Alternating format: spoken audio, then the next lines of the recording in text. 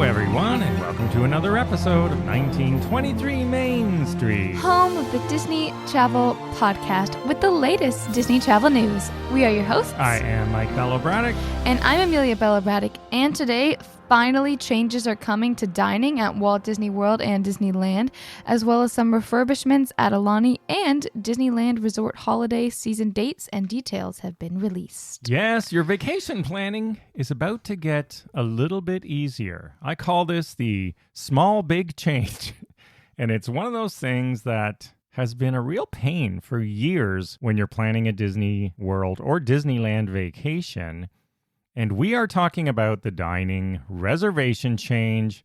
Unbelievable it took this long, but you can now, get this, you can now look for times that you actually want. And if they're available, you can book them. Because that's not how it used to be for the last all of eternity. If you've booked vacations at Disney World or Disneyland in the past, they typically show you 3 times around the time you sort of want to go. Around the time. Really isn't helpful. And the problem with it was that you're trying to book a week vacation, and you had to sort of book everything else around the very limited times they graced you with. Well, dining's very important. Yeah, so it was a bit of a pain because you couldn't actually see all the available slots that would allow you to make informed decisions. Well, now you can, so you're going to have the ability to see and pick from all the available times, not just 3. And, you know, we shouldn't be so excited about this, but we are, because it makes a difference. I wonder if they were running into problems with Disney Genie, where they weren't linked, and so they had to change it. Anyway, reservation availability will be sorted by meal period, so you can see which menu is being served during the time of your reservation or your slot. Yeah, this is a good thing, actually. It's important because if you're booking at 4 p.m., then you can see if they're still serving lunch or if they're serving dinner, or same thing if you're at like 11. You know, some restaurants might serve breakfast, some might serve lunch. So it's important to know, especially if you have picky eaters for your kids. So that's a nice add. Not only did they let us choose from all the times they have available, but they are adding a little enhancement there by allowing you to sort of see the menus for those times. And yeah, those shoulder periods. I'm a little bit shocked. A little bit shocked they hadn't done it up to this point. Yeah, it's true, because we'll often say, are they serving lunch then still, or what? Or when's breakfast end and lunch? You know, stuff like that for restaurants that do serve all 3 meals, obviously, or 2 of the 3. You know what? Better late than never. I do appreciate that they've made the move to do this. Yeah, it's a very good thing. And like I said, it's a small change, but it's a big change that's really going to help with your planning, because you can now compare restaurants and see all the time. So it's going to be a lot easier to say, oh, shoot, I can't get into Narcoossee's, but I could get into California Grill at that exact time I want because you have another Lightning Lane booked or something in Magic Kingdom. And by the way, I'm wondering if this weirdness that was going on with dining reservations, we did finally get Narcoossee's. Now, they opened it up 2 weeks before our date, not 60 days. So I'm wondering if this system update was sort of affecting some of the restaurants, and that's why they were holding inventory back or something. Maybe. I don't know. We'll see going forward. Well, maybe but if you're stuck in that, at least it did come through for us. They might have been holding dining plan inventory, but just I'm like wondering. in a big block. But yeah, if they're working on the system, and, you know, Disney IT, as much as I love their tech, their IT is not always solid and secure. If you've ever tried to book an annual pass or a party on the day they're released, you know that things crash pretty quickly. So anyway, not much better than that, Ticketmaster. Yeah, that's right. So these updates will roll out across their website and both phone platforms, iOS and Android. So you will be able to take advantage of this. Like I said, it's a really good change. I think it's a big change, even though it's a small change. Yeah. All right. Now, Disney Aulani.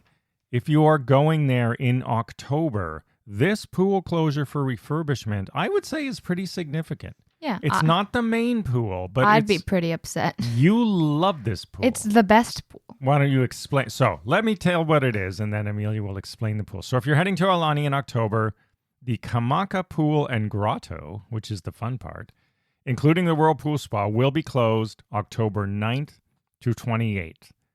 This is a showpiece pool. It's not the main pool with the slides. That will still be open.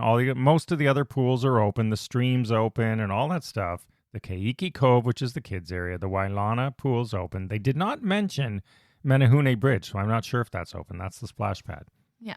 But the Kamaka Pool and Grotto is amazing. Okay, it's the best pool. Visually, it looks amazing. It's very realistic, grotto-y. It also has a spa with whirlpool jets and everything related to it, which is also closed. So that's something you're missing out on. But basically, it has like this really overarching structure, which is very fun. It's a cave-like to grotto. Play in. Yeah, it's literally they made a grotto.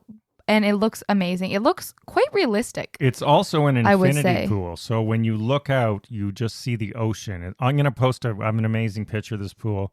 It was our favorite pool. Amelia, when she was younger. You feel like you're in the ocean. You we used feel to like you're a play- mermaid. We used to play that mermaid hiding game, remember? Because there's rocks in the middle and there's like a cave grotto you can go under. And then there's the infinity pool part where people like to sit and overlook the ocean.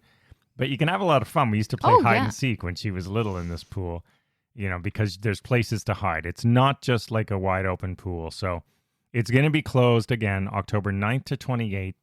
It's too bad if you are going in that time because it is our favorite pool. I would postpone. I mean, we love them all. You know, there's lots of pools and plus the reef for, you know, snorkeling and all that. There's no shortage. There's lots to do, but it is something that you might be missing out on. So just beware. Water features are everywhere, plus the ocean. You know, on top of that, they have their little cove. Oh, yeah. It's just no rough waves. But yeah, it is a really cool thing, especially if you have a kid that loves mermaids. Yeah, it's a personal favorite. I don't know if they'll let you bring a mermaid tail, but if you could and you're going when it's open. Oh yeah, that would be a photo. I recommend it. You know, if you had one and you got there when it opened and no one was there, you could take some amazing social media photos. I was just going to say, that's true. It's great for Instagram photos. Wow, also, I just thought of that. Even for adults, We're not going to be back there till hopefully next summer, so that would be great. We'll have to add that to our box. Or if you're listening, do it. Send us some pics. There you go. I gave you a great social idea. Sneak it in there before they tell you not to have it if they do. But if you go and it's empty, which it is sometimes, like if you go super early, you might get at least enough of a space in there. Yeah, if you go during sunrise yoga. Yeah, some really amazing photos in a mermaid tail in the grotto. I think that would look awesome. All right, now it is only August. Oh my goodness, it's August already. Yes, it's Taylor Swift month. Yeah, it's Taylor Swift month. And here in Canada, she's finally coming. So, you know, we're seeing if we can get on that list. But also, Disneyland is planning for Christmas. We will be at Disney World in Christmas, but Disneyland has some cool stuff coming. What are the dates for their holidays this year? So their holiday dates range from November 10th all the way through January 7th, which is actually Epiphany, Ukrainian Christmas, all those other dates. So it's technically still the Christmas season, and they have lots going on. So the Disney Festival of Holidays, it draws, you know, inspiration from Kwanzaa, Hanukkah, Diwali, all sorts of different holidays around that time, not just Christmas. But there will be some new treats this year and some, you know, returning favorite food and drinks all at the Festival of the Holidays marketplace. And there's music and dance performances at the Palisades stage. Yeah, this is in Disney California Adventure Park. This is like the Festival of the Holidays that they now do at Epcot. I believe it started here, as I recall. Yeah, the original. And they have Sonoma Terrace for the first time in the Hollywood backlot. And you can dance along, you know, with the Pixar characters when they have the beat of the holiday toy drummers for Mickey's Happy Holidays. Yep, and the Sip and Savor Pass is back. So there you go. If you're looking forward to that. It offers you 8 entitlement tabs, as they call them, that you can use for food or non-alcoholic beverages. They made that very clear. In Disney California Adventure Park. And the good thing is, it's valid for the entire Festival of the Holidays, and it can be shared among family and friends. So your whole group can sample dishes together. Yeah, it's quite inclusive. I'm a fan of it, honestly. Yeah, I mean, it's good that they let you share that. I don't know if they always did that. It just jumped out at me this time. Because better than Netflix. Yeah. Yes, it is. They did not follow the Netflix policy for the Sip and Savor Pass. And if you like the Spanish Christmas angle, Viva Navidad is back at the Paradise Gardens Theater for its 10th anniversary. Yes, very nice. So this year you can have a all-new menu at Paradise Garden Grill, and they have the 3 caballeros who will host a joyous street party, and they have all Mexican folklorico dancers and maracas, Brazilian samba dancers, you know, a whole deal. Mariachis, yes, everybody's there. Yeah. And there are giant puppets, those sort of Latin-influenced large puppets. I'm not even going to say what they're actually called because I can't pronounce it. And Mickey and Minnie in their holiday best, of course, which you can expect at any festive season.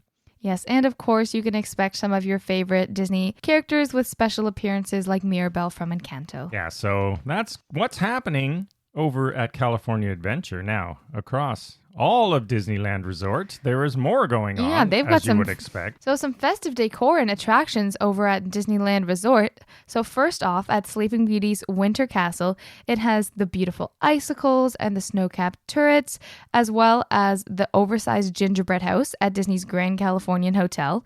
And if you like Christmas trees, they have a ton of uniquely themed ornaments, and there are plenty to see in both parks.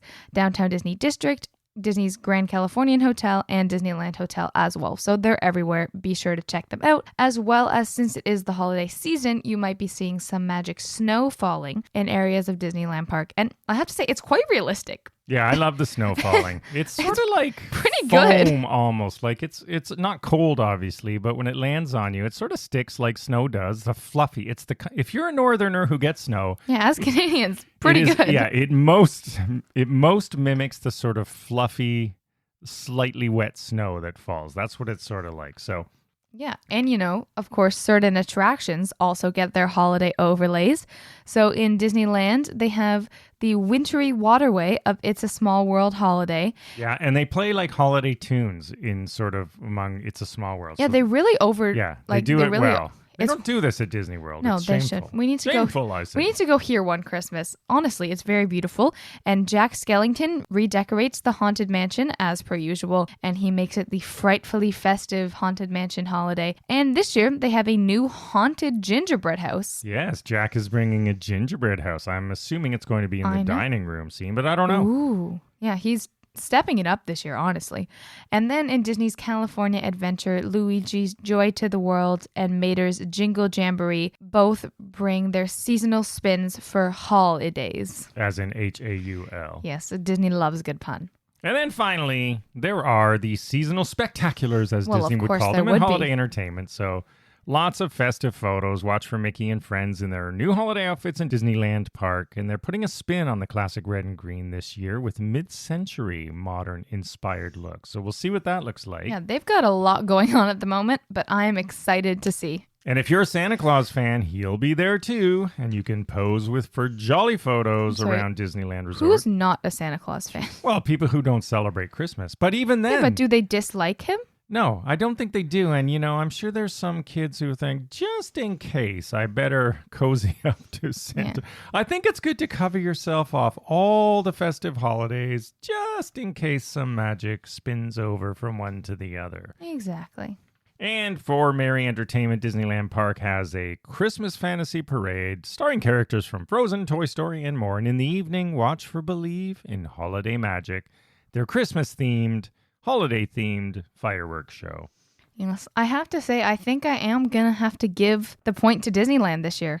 It looks pretty good. Well, we'll see. Well, it's very promising. It's hit a lot of the right notes with me, so we will have to see. And Disney California will have World of Color Christmas version called Season of Light, filling Paradise Bay with the holiday spirit. And Downtown Disney isn't just for holiday shopping, although it is good for that. Well, of course I must it is. say. I've bought quite a few gifts for you there. Sometimes I'm there at Christmas when you're not. You can also groove to a variety of seasonal live musical performances on select evenings on the Downtown Disney live stage. And the Grand Californian is going to have some live entertainment too, so watch for that. Now, So there you go. Christmas at Disneyland. I do have to say I am a little bit biased, giving it the point simply because Walt Disney World is not going to start on November 1st. As we know, they have the Halloween party that day. So maybe I'm just sending a little bit of my merry spirits this way. But it does look very magical, and I'm excited to see it at both sides of the country when we get there. All right, everyone, that is the news for this week. Thank you for listening. As always, follow along on social media at 1923 Main Street. We will see you again next week, and have a magical day. Bye-bye!